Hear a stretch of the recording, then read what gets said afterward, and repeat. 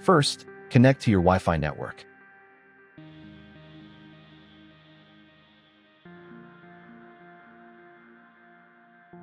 Open a web browser and go to the address you see on the screen.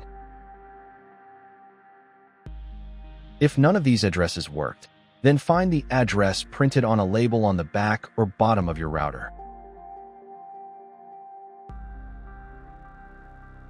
If this address also did not work, then watch my other video where I show how to find the correct IP address of the router and then return to this video. All links are in the description. After entering the correct address, you will be taken to the login page. Here, you'll need to type in your router's username and password. For most NETGEAR routers, the default username is admin, and the default password is password. After entering your login details, click this button. If these details do not work, then find the default information on the label on the back or bottom of your router.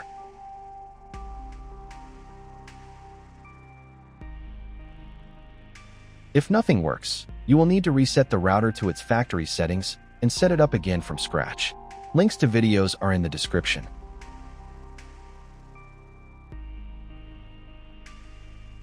While waiting for the admin panel, I recommend the best VPN service on the market, NordVPN. It gives you secure access to all restricted content and websites worldwide. Use the link below for a 70% discount on your first month. Try NordVPN risk-free with a 30-day money-back guarantee. Done. You are now in the router's admin panel. Go to the Advanced tab.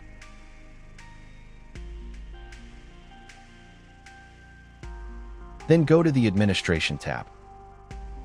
Backup Settings. And on this page, click the Backup button. Select the location where you want to save the settings. Thanks for watching. Don't forget to secure your connection with NordVPN using the link in the description for that 70% discount.